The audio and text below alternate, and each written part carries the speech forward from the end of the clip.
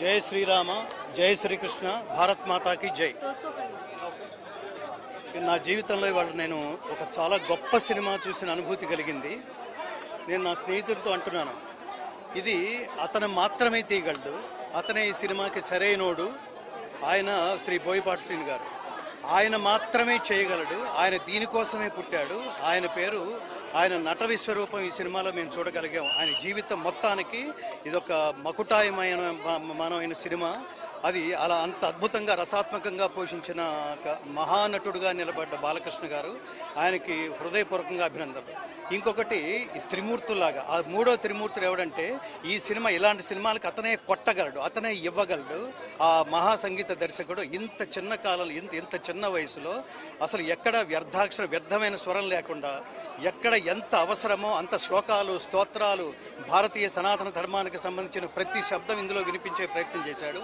ఈ మూడు కలిపి నాకేమనిపిస్తుందంటే, ప్రత్యేకంగా ఈ దేశంలో అన్ని భాషల్లోనూ ఈ సినిమా విడుదల కావాలి.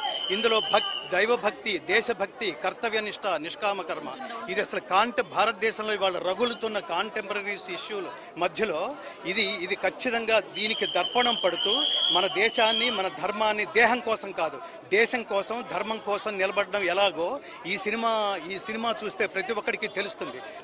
నిజానికి వాళ్ళ సనాతన ధర్మం మేలుకొనుందా, నిద్రావస్థలో ఉందా అంటే ఖచ్చితంగా మాలాంటి వాళ్ళు నిద్రావస్థలోనే ఉందని చెప్తారు. ఎందుకంటే పాయింట్ బ్లాంక్ లో గన్ పెట్టి నువ్వు హిందువా అని అడిగి మరి అమాయకులైన 26 మంది కాశ్మీర్లో పర్యాటకుల్ని చంపేసిన ఒక్క హిందువు రోడ్డు మీదకి వచ్చి నిరసన వ్యక్తం చేయలేని ఒక్క స్వామీజీ కూడా, కొన్ని లక్షల మంది, ఒక్కొక్క స్వామీజీకి కొన్ని లక్షల మంది వాళ్ళంటారు భక్తులు ఉన్నప్పటికీ రోడ్డు మీదకి వచ్చి నిరసన వ్యక్తం చేయలేని ఈ దేశంలో ఇంత ధైర్యంగా సినిమా తీయడం అనేది అసలు చిన్న విషయం కాదు స్వామి.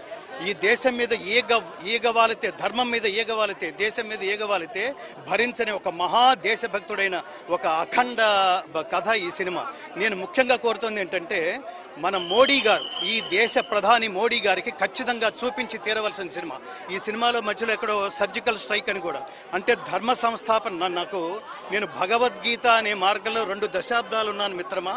ఈ 2 దశాబ్దాల కృషిలో నేను భగవద్గీత తప్ప నేను ఎప్పుడు ఏది మాట్లాడలేదు, నేను ఎంటర్టైన్మెంట్ సినిమాలకి వెళ్ళలేదు. 2 దశాబ్దాల తర్వాత చూస్తున్న సినిమా.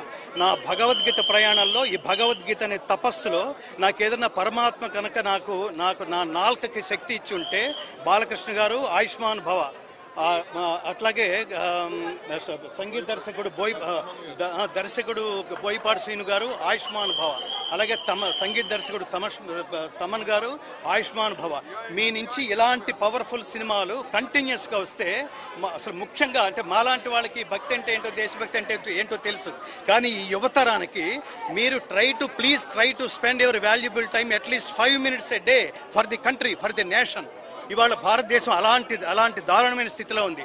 ఈ మధ్యన జరుగుతున్న అనేక కాశ్మీర్లో కానీ, ఢిల్లీలో కానీ, బాంబేలో కానీ ఈ పేలుళ్లు కానీ ఇన్ని జరుగుతూ దేశ భద్రతకి విఘాతం కలిగిస్తున్న ప్రస్తుత దారుణమైన స్థితిలో ఈ సినిమా గొప్ప కనువిప్పు కలుగుతుంది. ముఖ్యంగా హైందవులు కాదు, ఈ దేశంలో 140 కోట్ల